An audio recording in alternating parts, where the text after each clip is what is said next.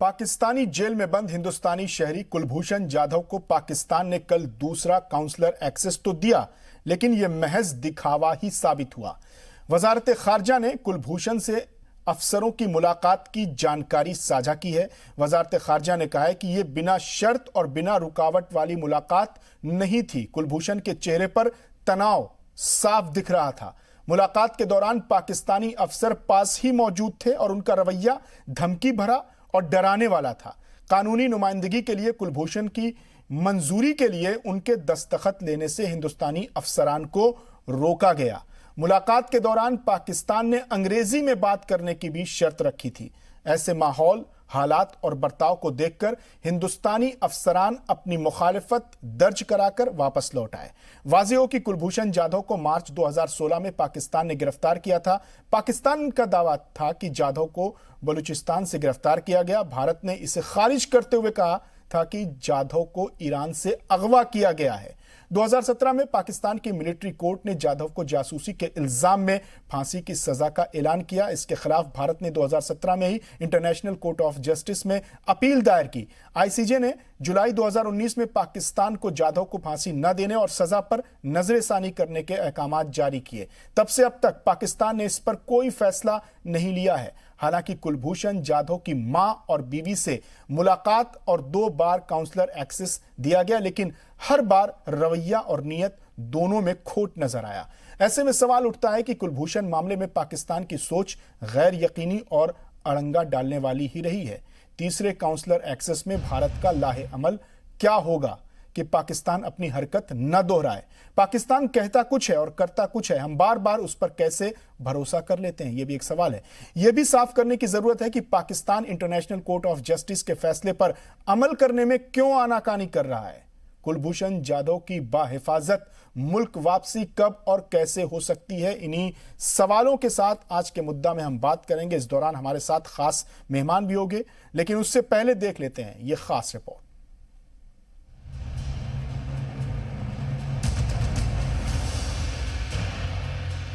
बरसों से जिस मामले में पाकिस्तान लगातार एक पर एक चालें चल रहा है, मुद्दे को उलझाकर अपनी मनमानी चाहता है, आज उस कुलभूषण जाधव मामले में उसे इंसाफ और अमलावरी के आगे एक बार फिर झुकना पड़ा। जुमेरात को 2 हिंदुस्तानी सफीरों ने कुलभूषण जाधव से मुलाकात की है। पाकिस्तान ने अपील की मियाद खत्म होने के 3 दिन पहले ये काउंसलर एक्सेस दिया है। इस मुलाकात का एक मकसद जाधव को सुनाई गई मौत की सजा के खिलाफ इस्लामाबाद हाई कोर्ट में नजरसानी की अर्जी पर दरख्वास्त करवाना था। इससे पहले बुध को पाकिस्तान ने जाधव को अर्जी दाखिल करने की इजाजत दी थी और जुमेरात को हिंदुस्तान को सिफारती पहुंच भी दी। जुमेरात को ही इस मुलाकात में हिंदुस्तानी अफसरान को जाधव से सिर्फ अंग्रेजी में बात करने के लिए कहा गया था। पाकिस्तान का कहना है कि उसने हिंदुस्तानी अफसरान को जाधव के बीच बातचीत में टोका टोकी नहीं की, जबकि पाक इस बार भी अपनी हरकतों से बाज नहीं आया और एक कैमरे से देखकर यह साफ पता चल रहा था कि अफसरान के साथ कुलभूषण की बातचीत रिकॉर्ड की जा रही है और जाधव पूरी तरह से टेंशन में थे। वजारत खारजा ने कहा है कि इस मुलाकात में खुले तौर पर बातचीत की इजाजत नहीं दी गई। वजारत खारजा ने कहा कि पाकिस्तान से बिना शर्त काउंसलर एक्सेस मांगा गया था, यानी सिफारती तौर पर आप इसे हिंदुस्तान की पाकिस्तान पर बड़ी जीत कह सकते हैं, क्योंकि इससे पहले पाकिस्तान इसे लेकर जबरदस्ती पर उतर आया था। ये कहा था कि कुलभूषण खुद ही फांसी की सजा पर नजरसानी की अर्जी दायर नहीं करना चाहते, बल्कि रहम की अर्जी जारी रखना चाहते हैं। अब पाकिस्तान का ये झूठ भी साबित हो गया है। हिंदुस्तानी शहरी कुलभूषण जाधव पाकिस्तान की जेल में बंद हैं। उनकी लोकेशन खुफिया रखी गई है। पाकिस्तान की जानिब से बयान जारी कर यह भी कहा गया है कि इससे पहले 2019 में हिंदुस्तान को पहली सिफारती मदद दी गई थी और 2017 में जाधव की मां और बीवी को उनसे मिलने दिया गया था। हालांकि उन मुलाकातों में भी पाकिस्तान अपनी हरकतों से बाज नहीं आया था। ब्यूरो रिपोर्ट, जी मीडिया। और इस मसले पर बात करने के लिए हमारे साथ मौजूद हैं साबिक एम्बेसडर जेके त्रिपाठी जी, साथ ही हमारे साथ होंगे रिटायर्ड कर्नल तेज टिक्कू जी और सुप्रीम कोर्ट के वकील अभिषेक कुमार चौधरी जी। हम तमाम मेहमानों का इस्तकबाल करते हैं और पहला सवाल जेके त्रिपाठी जी से ही है कि सर, दूसरे काउंसलर एक्सेस में हमने जिस तरह से देखा पाकिस्तान की खिलाफ वर्जियाँ, मनमर्जियाँ, ज्यादतियाँ, बदतमीजियाँ, यानी पाकिस्तान अपनी चाल से बाज नहीं आ रहा है और हम कब तक उसके इस बर्ताव को सहते रहेंगे? देखिए, ऐसा है कि पाकिस्तान को हमने कई बार कहा है और पाकिस्तान फिर भी थोड़े से कंसेशन दे देता है और उसके बाद कहता है कि नहीं जी, ये तो हमने इंटरनेशनल प्रोटोकॉल के हिसाब से किया, आप नहीं मान रहे हैं तो कोई बात नहीं। क्योंकि देखिए, जब पिछली बार हमने कहा था कि हमें कायदे से मिलने नहीं दिया गया, बातचीत करने नहीं दिया, इस बार उन्होंने क्या किया कि इस बार उन्होंने कहा कि अभी कुरैशी ने कहा है कि हमने तो जी ग्लास वॉल भी हटा दी थी, लेकिन उनके कहने पे, हिंदुस्तानियों के कहने पे, लेकिन अभी उनको नहीं मंजूर है। सवाल ये है कि आपको अगर इंटरनेशनल कोर्ट ऑफ जस्टिस ने कहा है और Geneva Convention of consular affairs में साफ साफ लिखा हुआ है कि consular officer shall be free to communicate with nationals of the sending state, यानी कि उतनी फ्रीडम आपको देनी चाहिए जितनी वो चाहें। ये नहीं कि आप अपने इंटेलिजेंस के ऑफिसर्स उनके सर पे बैठाए रखें, आप उन्हें कह दीजिए कि आप सिर्फ इंग्लिश में बात कर सकते हैं, आप उन्हें कह दीजिए कि नहीं जी हम कैमरा लगाएंगे। ये चीज़ें फ्रीडम को रेस्ट्रिक्ट करती हैं, इम्पीड करती हैं और इस तरह से ये सरासर Geneva convention Vienna Convention of consular affairs के आर्टिकल 36(1) और 3 का उल्लंघन है। अब इस पे हमने बार बार, एक तो देखिए उनकी मंशा इसी से जाहिर हो जाती है कि कितने बार तो हमने, जब कुलभूषण यादव को अरेस्ट किया गया था उसके बाद कितनी बार हमने एक्सेस के बारे में बात की थी, उन्होंने एक्सेस नहीं दी, तब हम आईसीजे गए, आईसीजे ने जब ये कहा कि नहीं आप एक्सेस दीजिए और उसका सेंटेंस अभी आप सस्पेंड कीजिए, रिव्यू कीजिए अपनी प्रोसीजर, तब हमें एक्सेस दिया गया। और ये दूसरा एक्सेस इतने दिन के बाद दिया गया जबकि कोई प्रोविजन नहीं है इंटरनेशनल लॉ में कि कितने दिन के बाद एक्सेस दिया जाना चाहिए। आप कितनी भी बार एक्सेस मांग सकते हैं, आप उनसे वकील के बारे में बात कर सकते हैं, आप उन्हें वकील मुहैया करा सकते हैं। अब खबर ये आई है कि हमारे हाई कमीशन के अधिकारियों को जब वो उनसे मिले कुलभूषण यादव से, तो उनको वकील मुहैया कराने की बात नहीं करने दी गई। दस्तखत चाहिए थे, दस्तखत भी नहीं करने दिए कुलभूषण यादव के। सर, मेरा सवाल यह है कि जब इंटरनेशनल कोर्ट ऑफ जस्टिस ने यह कहा था कि काउंसलर एक्सेस नहीं देना वियना कन्वेंशन की खिलाफ वर्जी है, तो हिंदुस्तान को इस मुद्दे को इंटरनेशनल लेवल पर बढ़ा चढ़ाकर उठाना चाहिए, लोगों को, इंटरनेशनल बिरादरी को बताना चाहिए। देखिए, इंटरनेशनल बिरादरी पर अब ये कानूनी मसला है, इसको इंटरनेशनल बिरादरी पर उठाने से कुछ नहीं होगा, कोई ख़ास फ़र्क नहीं पड़ेगा, लोग आपके सपोर्ट करेंगे, लेकिन ये मुद्दा कानूनी है। तो अगला यही स्टेप होना चाहिए कि हम इंटरनेशनल कोर्ट ऑफ जस्टिस में जाएं, वहाँ ये कहें कि देखिए आपके 36(a) का सरासर उल्लंघन है, जबकि वो कहा गया है कि फ्री एक्सेस देना चाहिए, आप फ्री एक्सेस नहीं दे रहे। वही उम्मीद है कि मेरे ख्याल से इस अगले हफ्ते की शुरुआत में शायद भारत आईसीजे में फिर से जाएगा और वही एक अच्छा तरीका भी है। ठीक है, हमारे साथ सुप्रीम कोर्ट के वकील अभिषेक कुमार जी भी जुड़ गए। अभिषेक जी, आपसे सवाल ये है कि पाकिस्तान जिस तरह से इंटरनेशनल कोर्ट ऑफ जस्टिस के कानून की खिलाफ वर्जी कर रहा है, उसकी हिदायत है कि काउंसलर एक्सेस दिया जाए बिना रोक टोक के, बिना किसी शर्त के। उसके बावजूद भी हमने देखा कि पाकिस्तान बार बार खिलाफ वर्जी कर रहा है, मनमर्जी कर रहा है, ज्यादती कर रहा है। हमने देखा था कि जब कुलभूषण यादव की बीवी और उनकी माँ जब मुलाकात करने गई थी, तो वहां के जो मीडिया पर्सन थे वो भी तंज कर रहे थे, ताने मार रहे थे और ये कह रहे थे कि एक दहशतगर्द की, एक मजलूम की मां और बीवी खड़ी है और उसको कह रहे हैं कि दहशतगर्द की बीवी है, दहशतगर्द की मां आई हुई है। तो इसके लिए क्या कदम हिंदुस्तान को उठाना चाहिए?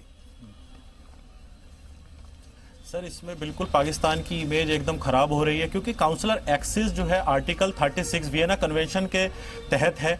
ये काउंसलर एक्सेस एक डिप्लोमेट नहीं होता, एक रिप्रेजेंटेटिव होता है होस्ट कंट्री का, जो दूसरी कंट्री में जाता है। अगर उसको काउंसलर एक्सेस फ्री मिलती है तो उसके लाभ क्या होंगे? हम कुलभूषण यादव से, मिस्टर कुलभूषण यादव जी से पता कर सकते हैं कि आपको कैसे अरेस्ट किया गया। जो सबसे मेन इसमें पॉइंट है, क्योंकि पाकिस्तान कहती आई है कि वो जासूसी करते हुए हमने पाकिस्तान में पकड़ा, मगर रियलिटी ये है कि वो ईरान में बिजनेस पर्पस से गए थे, तो वहां पर उनको अबडक्ट करके किडनैप करके लाया गया। तो जब हमें काउंसलर एक्सेस मिलेगी फ्री, जिसमें आसपास उनके पाकिस्तान ऑफिशियल्स नहीं होंगे, तभी वो फ्रीली बता पाएंगे कि कहां से वो अरेस्ट हुई, जो सबसे महत्वपूर्ण मील का पत्थर साबित होगा काउंसलर।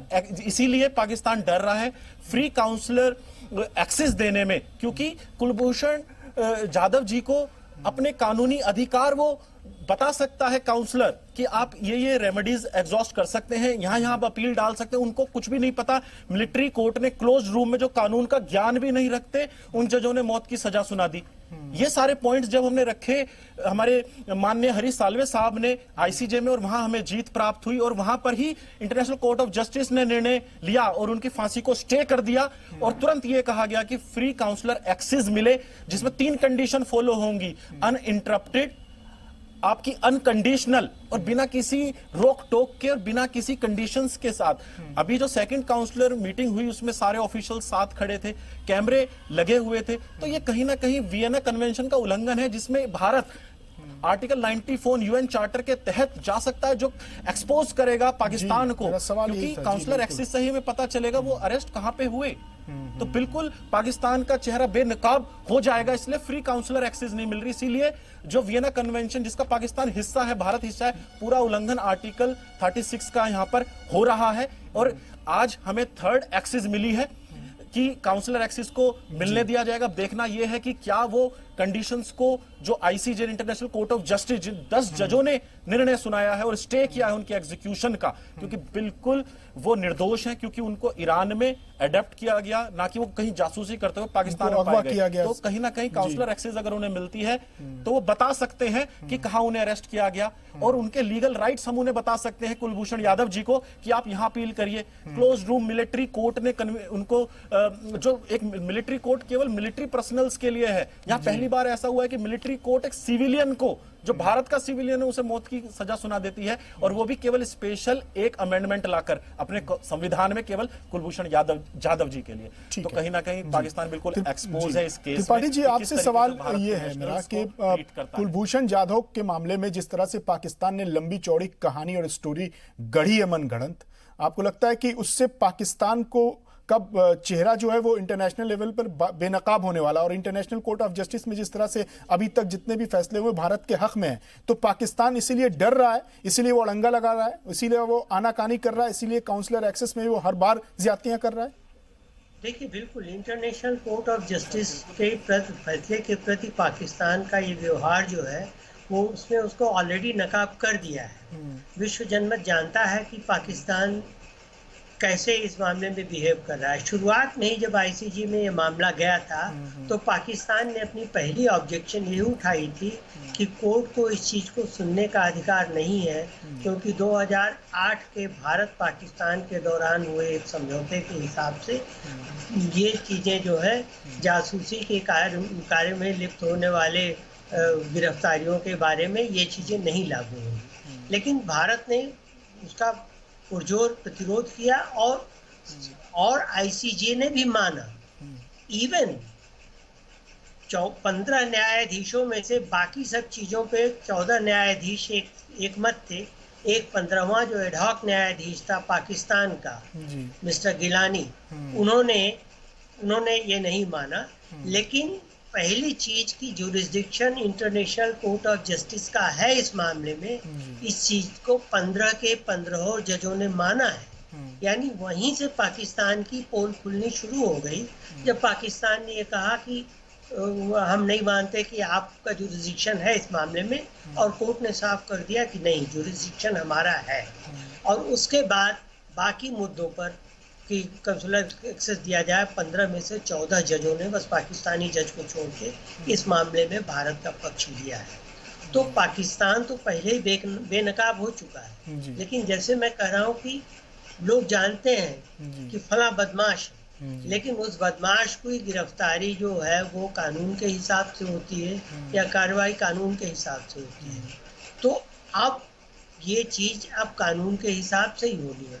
पाकिस्तान में अभी एक और बयान आया है मोहम्मद शाह कुरैशी का जो विदेश मंत्री वजीर खारजा हैं, उन्होंने कहा नहीं कि हमने तो कंसुलर एक्सेस दी है अपने कानून के हिसाब से, जो Vienna Convention of consular affairs का आर्टिकल 36(2) बोलता है कि the rights referred to in the paragraph 1 of this article shall be exercised in conformity with laws and regulation of the receiving state.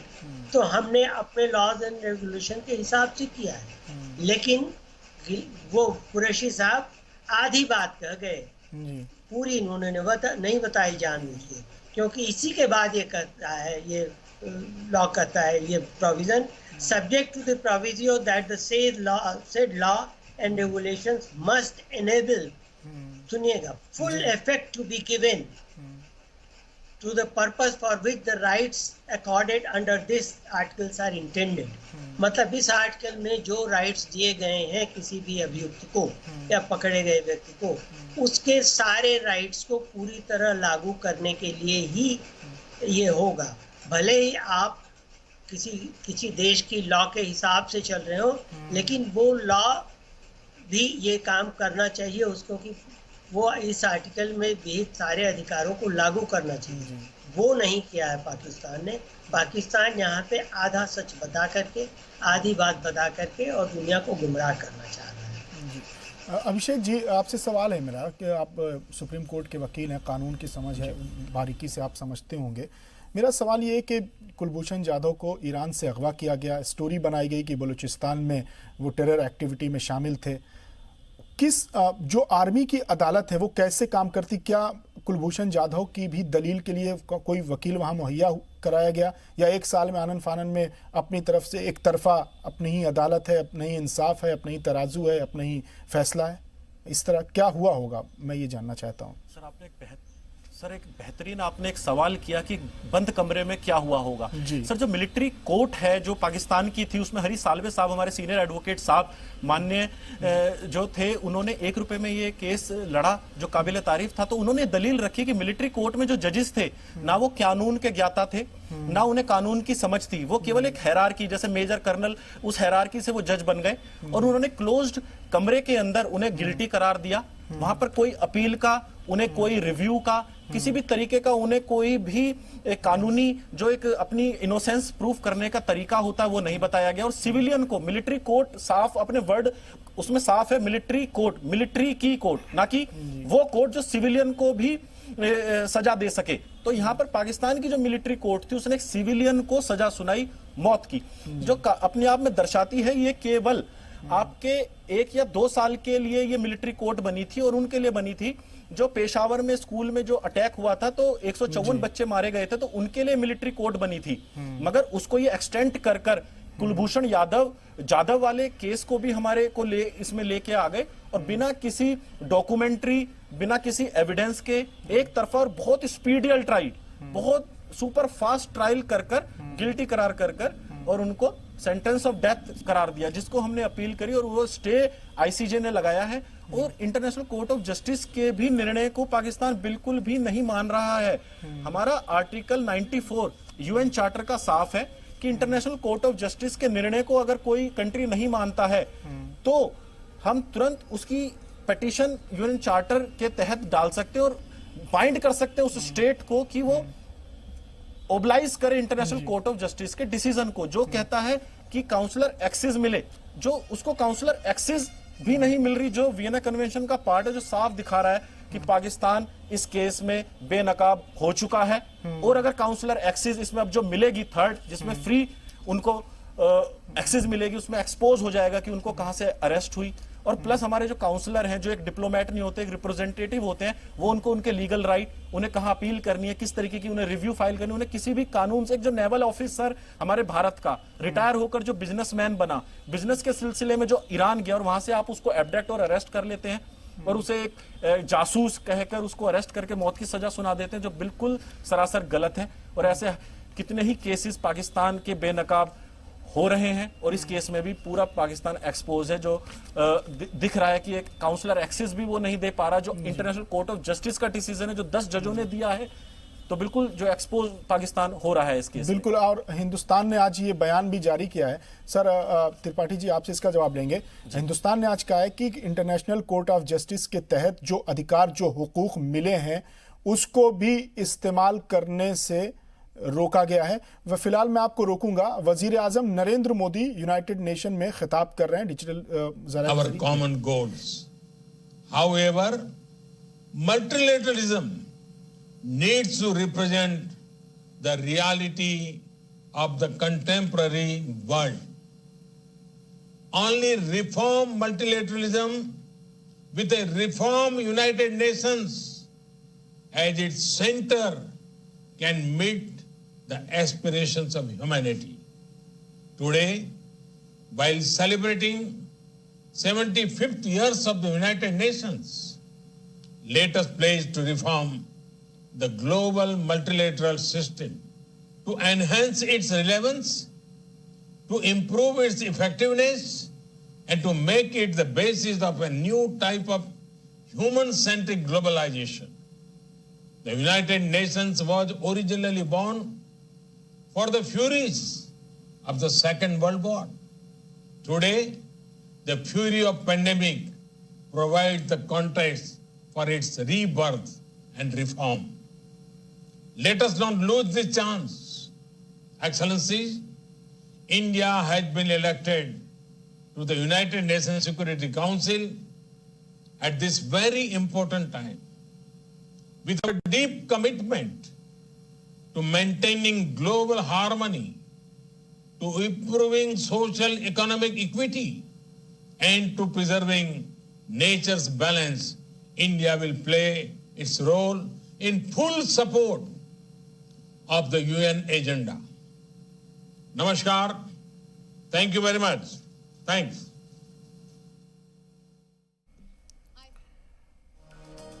तो वजीर आजम ने यूनाइटेड नेशन में खिताब किया और जिस तरह से उन्होंने कहा कि हमने गरीबों के लिए घर बनाए हैं, ये वजीर आजम का एक तारीखी जुमला था, एक तारीखी खिताब था। गरीबों के लिए सरकार ने घर बनाए, मईशत को वापस ट्रैक पर लाने के लिए पैकेज दिए गए हैं। वजीर आजम ने इन तमाम निकात को, तमाम बातों को यूनाइटेड नेशन में खिताब करते हुए बयान किया। गरीबों के लिए सरकार ने घर बनाए हैं, मईशत को मजबूत करने के लिए, इकॉनमी को मजबूत करने के लिए ख़ास पैकेजेस भी मुख्तस किए गए, जारी किए गए। यहाँ वक्त हो गया है मुख्तसर से वक्फे का। वक्फे के बाद जब लौटेंगे तो अपनी बातचीत जारी रखेंगे।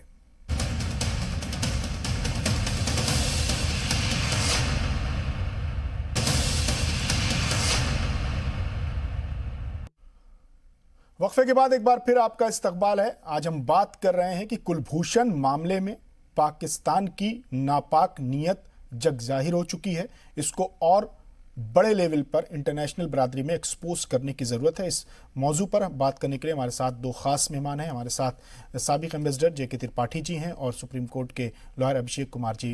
त्रिपाठी सर, आपसे मेरा सवाल था, उससे पहले एक सवाल मेरे जहन में मौजू से, टॉपिक से अलग हटकर आया। अभी आपने देखा कि वजीर आजम ने यूनाइटेड नेशन में खिताब किया और उन्होंने अपनी हुसूलियाबियाँ, कामयाबियाँ गिनाते हुए कहा कि कोरोना के खिलाफ लड़ाई को हमने जन आंदोलन, अवामी तहरीक बना दिया। इसी से थोड़ी देर पहले, आधा घंटा, एक घंटा पहले इमरान खान का भी ट्वीट आया, या 2 घंटा पहले ट्वीट आया होगा। इमरान खान ने हिंदुस्तान पर तंज किया और कहा कि हमने कोरोना की लड़ाई को कंट्रोल कर लिया है और हिंदुस्तान के हालात खराब हैं। अच्छा जी, उन्होंने कहा कि लड़ाई को कंट्रोल कर जी जी, हम कामयाब हैं। उन्होंने कहा कि कोरोना की लड़ाई में हम कामयाब हैं, हिंदुस्तान के हालात बहुत खराब हैं। ये वाजे उन्होंने ट्वीट किया। मेरे ख्याल से दिन का सबसे बड़ा झूठ ये होगा जी कि उनको अगर ये पता लगे कि कितना हमारे यहाँ कितनी हो रही रिकवरी रेट और कितने लोग हमारे यहाँ वो हुए हैं, हलाक हुए हैं। हमारे यहाँ 5,000 कुछ, हमारे यहाँ भी करीब 30,000 के लोग, 24-25,000 हलाक, जी, 25,000 हलाक हुए, 30 से कम है। और उनके यहाँ 5,500 से ज्यादा, जबकि उनकी आबादी जो है हमारी आबादी का 6वां भी नहीं सर। वहां पर एक मसला और है सर, पाकिस्तान में एक मसला और है, ट्रेसिंग, ट्रैकिंग और टेस्टिंग नहीं हो रही है। डॉन उठा के देखिए, डॉन में वो सिर्फ आंकड़े दे देते हैं, उसके बाद वो हल्ला करते हैं कि नहीं अमेरिका में इतने ज्यादा हो गए और यहाँ इतने ज्यादा हो गए। पाकिस्तान के बारे में न्यूज दबा दी जाती है। नहीं सर, वहां तो पर इमरान खान साहब का या उनके मुल्क का या उनके अखबारों का तो ये शिगुफा रहा है, ये शगल रहा है कि वो चीजें छुपाते हैं जो कि उनके आवाम के लिए अच्छी नहीं होती, और बाद में पता लगता है कि आज यहाँ पे केसेस इतने हो गए, इतने केसेस वहां पे हो गए। पाकिस्तान में अभी भी आप देखिए, अभी भी पीक नहीं आया, अभी पीक आएगा क्योंकि उनके यहाँ केसेस अभी कम हो रहे हैं। अभी नहीं सर, मतलब केसेस सर मैं ये कहना चाह रहा था कि पूरी तरह पाकिस्तान नहीं के हो पाए। हालात ठीक नहीं हमारे है, यहाँ तो ये अलग बात है कि टेस्टिंग वहाँ ज्यादा हो की रही, जी इसलिए केसेस ज्यादा आ रहे हैं, लेकिन उसके साथ ही साथ रिकवरी रेट बढ़ रहा है। इसका मतलब ये है कि जितने लोग पॉजिटिव पाए जा रहे हैं उसमें से ज्यादातर रिकवर हो रहे हैं। जी तो ये फर्क है, जी। और ये दुनिया ही देखती है कि पाकिस्तान कब क्या चीज किस मामले में वो करता है। इसमें हमें कोई ताजुब नहीं करना चाहिए, और अच्छा है कि यही देखिए, यही फर्क हो जाता है। जी हमारे प्रधानमंत्री बोले, कोरोना के बारे में बोले, गरीबी हटाओ के बारे में बोले, एक लफ्ज उन्होंने पाकिस्तान के बारे में नहीं कहा। जी ये डिप्लोमेसी होती है। इमरान खान बोले हर तीसरे ठीक है सर। वजीर आजम नरेंद्र मोदी फिर यूनाइटेड नेशन में खिताब कर रहे हैं, फिर चलते हैं, सुनते हैं वजीर आजम का क्या। After the Second World War, a lot has changed since then. Today, the UN brings together 193 member countries. Along with its membership, the expectations from the organization have also grown.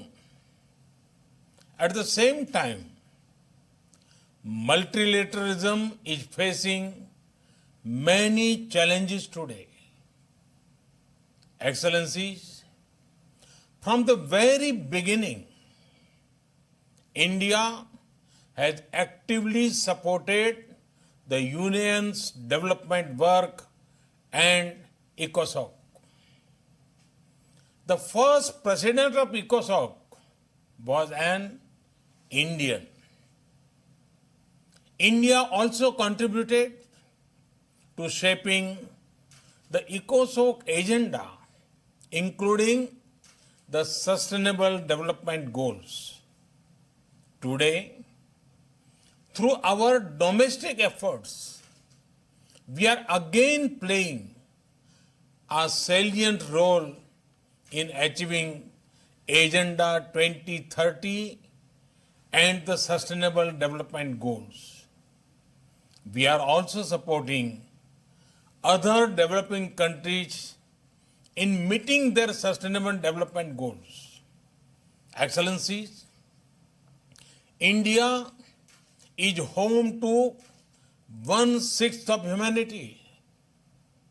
We are mindful of our weight and responsibility. We know that if India succeeds in achieving its development objectives, it will go a long way in achievement of global goals.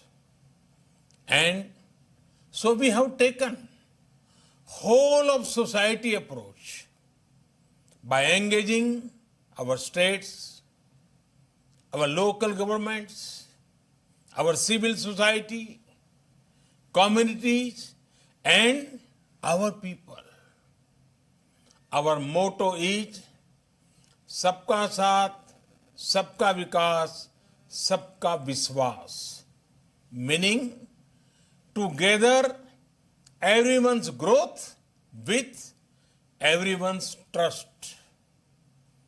This resonates with the core SDG principle of leaving no one behind, be it access to nutrition, health, education, electricity, or housing.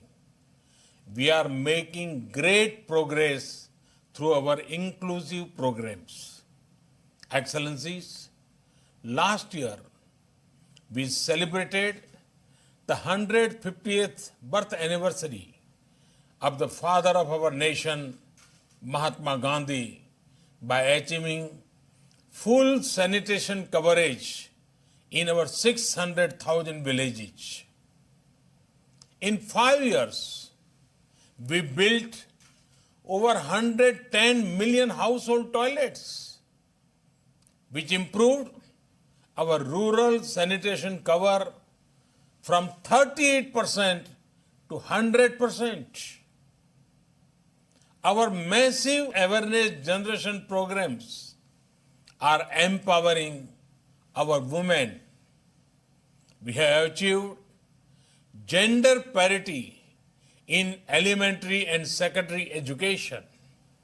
Nearly 70 million women in rural India are part of self-help groups under our livelihood mission. They are transforming lives and livelihoods of a big scale.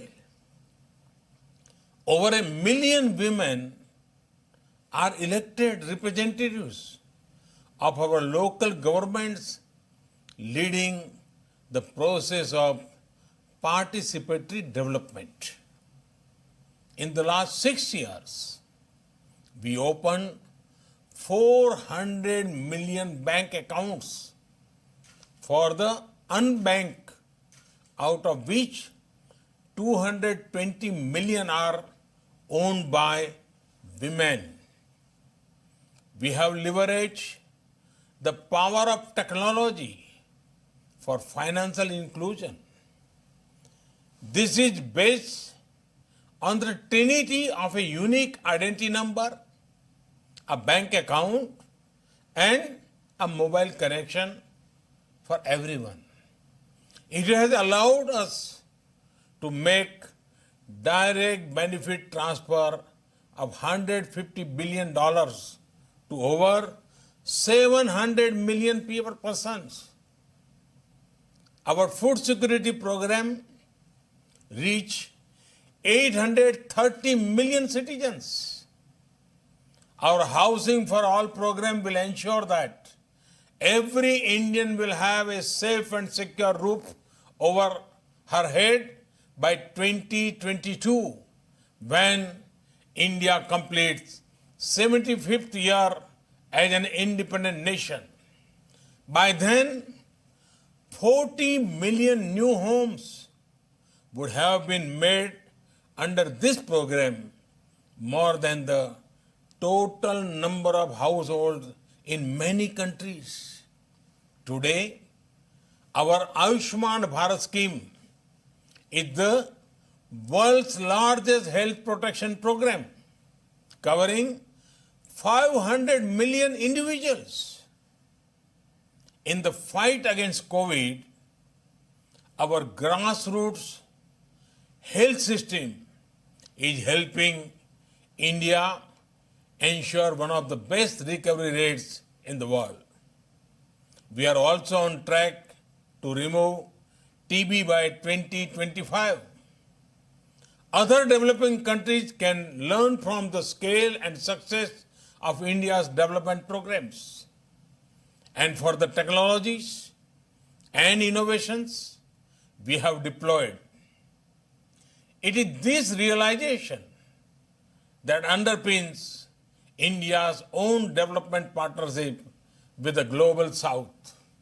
Excellencies, while marching forward on the path of development, we are not forgetting our responsibility towards our planet.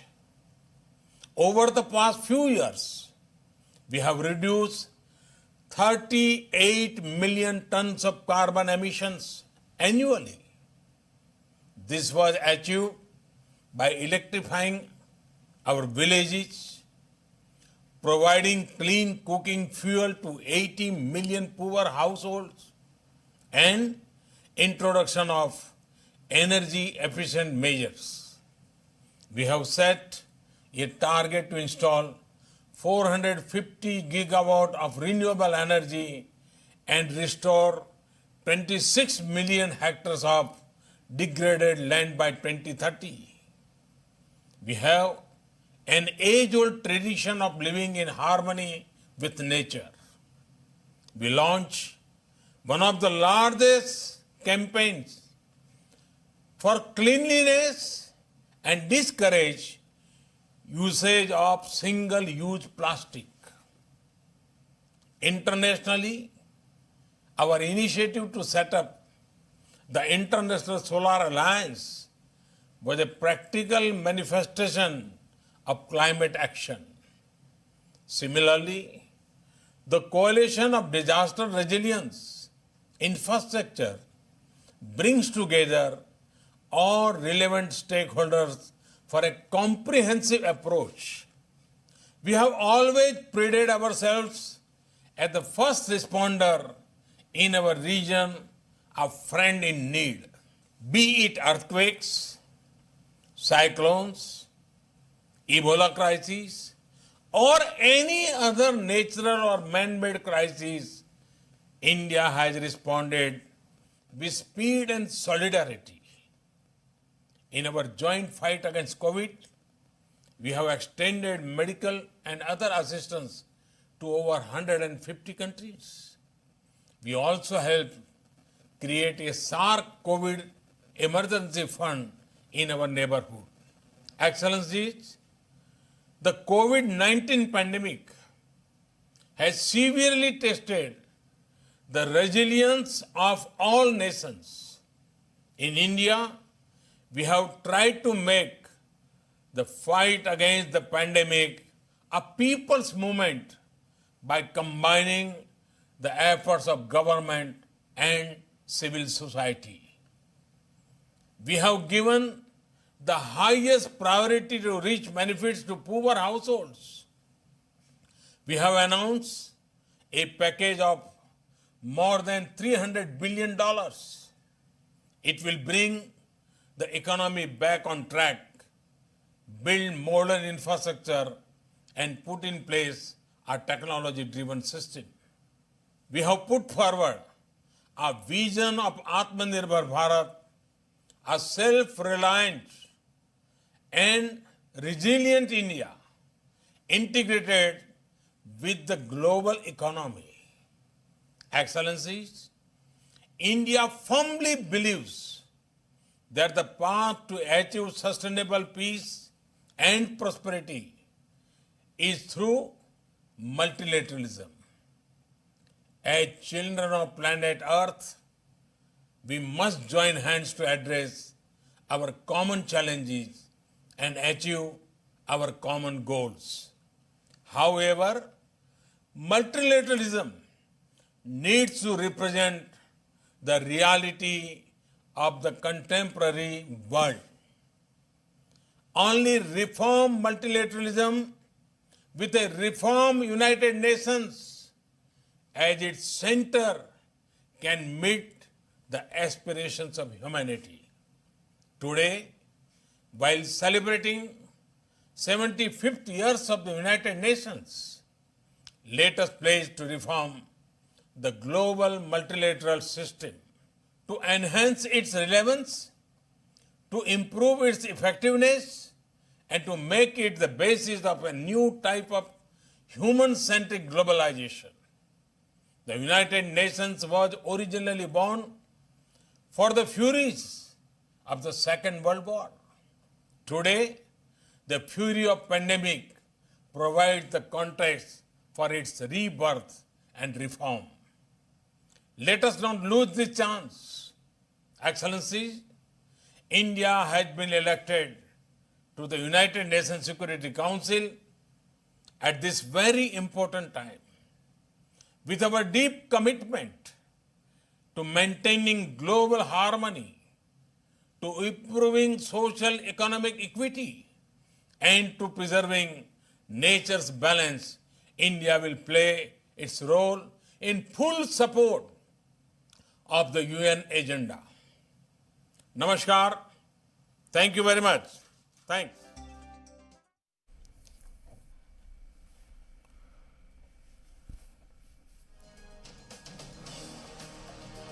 वज़ीर आज़म Narendra Modi United nation को खिताब कर रहे थे। उन्होंने कहा कि हमारा मकसद सबका साथ, सबका विकास और सबका विश्वास है। साथ ही उन्होंने कहा कि हिंदुस्तान हर शोबे में आगे बढ़ रहा है, दुनिया के बेहतर मुस्तकबिल देने का ख्वाब है। 6 साल में 40 करोड़ बैंक अकाउंट खोले गए, 5 साल में 38 मिलियन कार्बन उत्सर्जन कम किया गया। इंसानियत के फरोग के लिए भारत का अहम रोल है। भारत में सिंगल यूज प्लास्टिक बैन किया गया। गरीबों के इलाज के लिए हम आयुष्मान भारत योजना लेकर आए, जो दुनिया की सबसे बड़ी हेल्थ स्कीम है। साथ ही उन्होंने कोरोना का जिक्र करते हुए कहा कि कोरोना के खिलाफ लड़ाई को हमने अवामी तहरीक बनाया। इन तमाम हुसूलियाबियों पर, कामयाबियों पर, अपने काम पर उन्होंने जिक्र किया यूनाइटेड नेशन को खिताब करते हुए। वजीर आजम नरेंद्र मोदी ने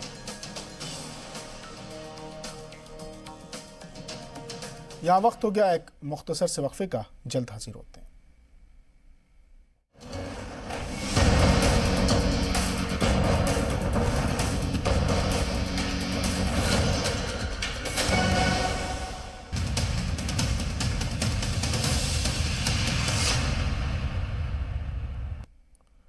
वक्फे के बाद एक बार फिर आपका इस्तकबाल है आज के मुद्दा में। आज के मुद्दा में हम लगातार बात कर रहे हैं कि कुलभूषण जाधव के मामले में पाकिस्तान की नीयत नापाक है, उसमें चालबाजी है, उसमें मक्कारी है, उसमें अय्यारी है, उसमें धोखा है। इस पर हम बात करें, हमारे साथ खास मेहमान जुड़े हुए हैं।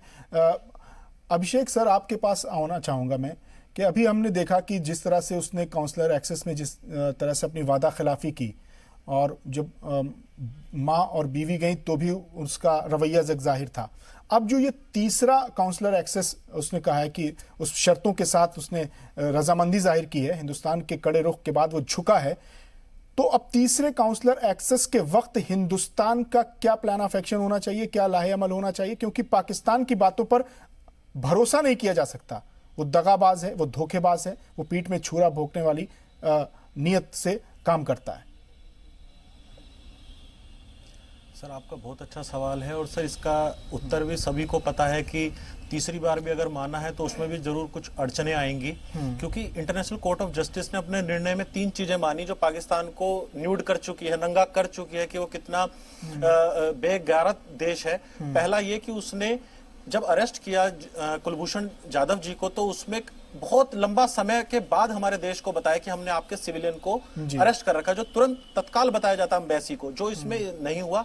एक लॉन्ग पीरियड के बाद बताया गया। दूसरा, काउंसलर एक्सेस के राइट को ही नहीं बताया गया, जो वियना कन्वेंशन कहता है कि आपको उसके राइट बताने हैं। और तीसरा ये कि काउंसलर एक्सेस ही नहीं दी गई। तो 3 उल्लंघन जो इंटरनेशनल कोर्ट ऑफ जस्टिस ने, जजों ने माने कि पाकिस्तान ने जो किया वो बिल्कुल गलत किया। अरेस्ट के तुरंत बाद उनको नहीं बताया कि हमने अरेस्ट कर लिया। अब जैसा आपने सवाल किया है कि सर पाकिस्तान अब थर्ड काउंसलर एक्सेस में क्या करेगा, तो सर आपने अभिनंदन वाले केस में भी देखा होगा। सबसे पहले पाकिस्तान ने यह कहा कि हमारे यहाँ कोई भी ऐसा एयरफोर्स का पायलट नहीं है। फिर जब इंटरनेशनल प्रेशर उस पर पड़ा तो उसने हमारे बहादुर पायलट को हमारे देश के सुपुर्द किया, क्योंकि ये हमारे आर्मी एक्ट में है, हमारे जो चार्टर्स हैं उसके अंदर है कि अगर आप वार हीरोज, वार सर्वाइवर जो है उनको आप सपुर्द करेंगे उस देश में। तो यहाँ कहीं ना कहीं जो थर्ड हमारे अटेम्प्ट है काउंसलर एक्सेस का, उसमें कहीं ना कहीं मुझे जो लगता है कि कुछ ना कुछ अड़चने आएंगी। जैसे 3 चीजें इंटरनेशनल कोर्ट ऑफ जस्टिस ने कही कि पहला, अनकंडीशनल होगा, कोई कंडीशन नहीं होगी, अनइंटरप्टेड होगा, उसमें बीच में कोई बाधाएं नहीं होंगी, और आपका अनडिस्प्यूटेड होगा कि किसी तरीके का आपके ऑफिशियल्स पाकिस्तान के साथ में खड़े हैं, आंखों से आंखें मिलाकर वो जाधव को देख रहे हैं, वो कैसे फ्रीली होकर बताएगा, जो एक फेयर जस्टिस के एकदम खिलाफ है। तो कहीं ना कहीं थर्ड काउंसलर एक्सेस को हम देखेंगे कि किस तरीके से होगा, मगर रिजल्ट हमें पता है कि कुछ ना कुछ अड़चने जरूर होंगी। या तो कैमरा होगा, या स्पाई वो लगा देंगे, स्पीकर लगा देंगे, या किसी ना किसी तरीके की अड़चने जरूर होंगी, जो पाकिस्तान की ये फितरत है, क्योंकि वो फितरत से बाज नहीं आने वाला। अब थर्ड काउंसलर एक्सेस उन्हें मिले, और इंटरनेशनल कोर्ट ऑफ जस्टिस में हम इसको लेकर यूएन चार्टर आर्टिकल 94 में जा सकते हैं, और सिक्योरिटी काउंसिल से उस पर प्रेशर डलवा सकते हैं कि वो इंटरनेशनल कोर्ट ऑफ जस्टिस के निर्णय को माने। ठीक है सर। हमारे साथ त्रिपाठी जी भी लगातार बने हुए। त्रिपाठी जी, जिस तरह से भारत के सख्त रवैये के बाद भारत ने जो स्टैंड लिया और बिना बात किए वापस आ गए दूसरे काउंसलर एक्सेस में, तीसरे काउंसलर एक्सेस में पाकिस्तान की जानिब से यह कहा गया कि हम बिना शर्त काउंसलर एक्सेस के लिए राजी हैं। तो क्या पाकिस्तान की बातों पर भरोसा किया जा सकता है, यकीन किया जा सकता है, एतमाद किया जा सकता है? देखिए, बिल्कुल नहीं। जो अंग्रेजी में एक कहावत है, सीइंग इज बिलीविंग, कि जब तक ये हो ना जाए तब तक आप नहीं कह सकते कि पाकिस्तान ने अपनी बातों, अपने वादे पूरे किए हैं। तीसरा काउंसलर एक्सेस हो, और मेरी जहां तक मान्यता है कि 3 ही नहीं, अभी और कई काउंसलर एक्सेस होंगे, और ये मामला कम से कम 2-3 साल और खींचा जाएगा पाकिस्तान के द्वारा। इसलिए खींचा जाएगा कि बाद में हो सकता है टेंशन अगर कभी कम हो तो अदला बदली कर दी जाए। वो ये कह के कि वो ये आरोप लगा के कि ये आपके जासूस हैं, आप हमारे लोगों को छोड़ दीजिए जासूसों को, तो फिर हम आपके जासूसों को छोड़ेंगे। जबकि उनके जासूसों का कोई भी मिलिट्री ट्रायल ऐसे नहीं हुआ है, जो अगर 1-2 होंगे भी तो वो जो है वो ये इस तरह से कुछ बार्गेन कर सकते हैं। रही बात जहां तक कि अगर वो इंटरनेशनल कोर्ट ऑफ जस्टिस की बात नहीं मानते तो सिक्योरिटी काउंसिल में हम जाए, यूएन चार्टर 96 के तहत, तो मेरे ख्याल से वो कोई बहुत ज्यादा ही इफेक्टिव नहीं होगा। आप सुन रहे हैं ना? जी जी बिल्कुल, आपकी आवाज आ रही है। मेरे ख्याल से वो ज्यादा इफेक्टिव नहीं होगा, इसलिए कि पहले भी कई मामले हुए हैं। अमेरिका का है डिला टोरे केस हुआ है पिछली शताब्दी में, उसमें अमेरिका के खिलाफ इंटरनेशनल कोर्ट ने वो किया था, लेकिन अमेरिका ने उससे मानने से इनकार कर दिया। और दूर क्यों जाते हैं, अभी ताज़ा ही पिछले साल ही जब साउथ चाइना सी के मामले पर फिलीपीन चाइना के खिलाफ गया था, और फिलीपीन के फेवर में चाइना के खिलाफ आईसीजे ने निर्णय दिया था, लेकिन चीन ने छाती ठोक करके उसे मानने से इनकार कर दिया था। तो विडंबना यह है कि आईसीजे के निर्णय को आप लागू नहीं कर सकते, कोई फोर्स यूएन के पास नहीं, यूएन के पास अपनी वैसे भी कोई सेना नहीं है। तो जो बलवान है, जो ताकतवर है, वो आंखें दिखा के चला जाता है। खैर, पाकिस्तान के मामले में ऐसी बात नहीं है। गनीमत यह है कि पाकिस्तान ऐसा ताकतवर नहीं है कि पाकिस्तान ये कह देगा कि हम नहीं मानेंगे ये बात। लेकिन ये एक प्रेशर पड़ेगा, वो प्रेशर कितने दिन तक कामयाब, कितने दिन बाद अपना असर दिखाएगा, कितने प्रेशर के बाद उसका असर। लेकिन सर, पाकिस्तान के जो पाकिस्तान को शय देने वाले जो उसके नाम नेहाद दोस्त उसके साथ बैठे हुए हैं, वो तो उसमें इन्वॉल्वमेंट अपना जाहिर करेंगे। हाँ, वो तो देखिए, पाकिस्तान के साथ, पाकिस्तान के बारे में जहाँ भी कोई बात आई, FATF की बात आई, या पाकिस्तान के द्वारा कश्मीर के मुद्दे को सिक्योरिटी काउंसिल में उठाने की बात आई, वहाँ तो उनके खैरख्वाह चीन ने बाकायदे साथ दिया है। जी, मसूद अजहर के मामले में कितना लंबा साथ दिया उसने। जी जी। अभिषेक सर, आपको मेरी आवाज आ रही? जी सर, प्लीज। सर, आखिरी सवाल, चूंकि वक्त बहुत कम है हमारे पास, पाकिस्तान को क्या इस बात का एहसास है कि वो इंटरनेशनल कोर्ट ऑफ जस्टिस में जिस तरह से अभी तक शिकस्त खाता आया है, उसकी बिल आखिर हार ही होगी? जैसे अभी त्रिपाठी जी कह रहे हैं कि अभी 3 काउंसलर एक्सेस नहीं, अभी कई और काउंसलर एक्सेस होंगे। तो पाकिस्तान की जानिब से जानबूझकर इस मामले में अड़ंगा डाला जा रहा है, आनाकानी की जा रही है, उसको लेट लतीफ किया जा रहा है ताकि ज़्यादा लंबा खिंच सके ये मामला। सर बिल्कुल सर, देखिए, हम चाहते हैं कि काउंसलर एक्सेस अगर होता है तो भारत को क्या लाभ होगा, इसमें हमारे मिस्टर कुलभूषण जाधव जी को क्या लाभ होगा। तो पहला ये लाभ होगा कि काउंसलर जो एक्सेस होगी, जो हमारे काउंसलर वहां पर जाएंगे, वो उनको उनके लीगल राइट बताएंगे और उनकी एक्चुअल बात को वो सुनेंगे। क्योंकि पहला ही मुद्दा ये है कि आपको जासूसी करते हुए पाकिस्तान ने पकड़ा। पाकिस्तान में कहां से पकड़ा? तो जब जाधव जी बताएंगे मुझे इन्होंने ईरान से मुझे किडनैप किया, तो वो ईरान एक बिजनेस पर्पस से गए थे, ना कि वो पाकिस्तान में जासूसी से तो गए थे। तो अपने आप ही पूरा केस कोलैप्स हो जाता है। हमारा नेवल ऑफिसर जो रिटायर्ड है, वो अब सिविलियन है और उसको मौत की सजा सुनाई जाती है मिलिट्री कोर्ट द्वारा, मिलिट्री कोर्ट होती है जो अपने आप में वर्ड है मिलिट्री, जो आर्मी पर्सनल्स या नेवी या एयरफोर्स के जो योद्धा होते हैं, जो उनके कर्मचारी होते हैं, उनके लिए ये मिलिट्री कोर्ट बनी है। और ओपन कोर्ट ना होकर अपनी सुनवाई, अपनी एडवोकेट वो अपने हिसाब से अपॉइंट नहीं कर सकते, ना ले सकते, ना कोई लॉ जान सकते, बंद कमरों में उन्हें मौत की सजा सुना दी जाती है। तो कहीं ना कहीं यहाँ पर पाकिस्तान एकदम न्यूड है। बिल्कुल इंटरनेशनल कोर्ट ऑफ जस्टिस ने 3 चीजों पे उसको फटकार लगाई है कि आपने कुलभूषण यादव को जब अरेस्ट किया तो उसमें बहुत देरी लगाई भारत को बताने में। दूसरा, आपने काउंसलर एक्सेस नहीं दी। तीसरा, आपने काउंसलर राइट को भी नहीं बताया कि उसके क्या अधिकार हैं। तो जिस आदमी को अपने अधिकार नहीं पता, अगर काउंसलर एक्सेस होती है तो उसको अधिकार बताए जाएंगे कि आपके पास ये विकल्प है, आपके पास ये कानूनी प्रावधान है जिसके तहत अगर आप जाते हैं तो आप बाय इज्जत बरी हो जाएंगे और बेकसूर कहलाएंगे, क्योंकि आप बिजनेस पर्पस से ईरान गए थे, ना कि किसी जासूसी के कारण से। जो एस्टेब्लिश पाकिस्तान ने केस किया है वो पूरा का पूरा कोलैप्स हो जाएगा। पूरी एक कहानी है, किस्सा है इंटरनेशनल कोर्ट ऑफ जस्टिस के तहत। जी जी जी। तो बहुत बहुत शुक्रिया। असल में हमारा वक्त कोलैप्स हो जाएगा, खत्म हुआ। अभिषेक सर, आपका बहुत बहुत शुक्रिया। त्रिपाठी जी, आपका भी बहुत बहुत शुक्रिया कि आपने अपना कीमती वक्त निकाला। हमारी कोशिश ये है, हमारी मांग है, मुल्क ये चाहता है कि कुलभूषण जाधव को किसी भी कीमत पर हिंदुस्तान में बाहिफाजत वापस लाया जाए। तो आज के मुद्दा में आज के लिए बस इतना ही। मुझे दीजिए इजाजत, लेकिन आप बने रहिए जी सलाम के साथ, क्योंकि अगला बुलेटिन है सलाम हिंदुस्तान।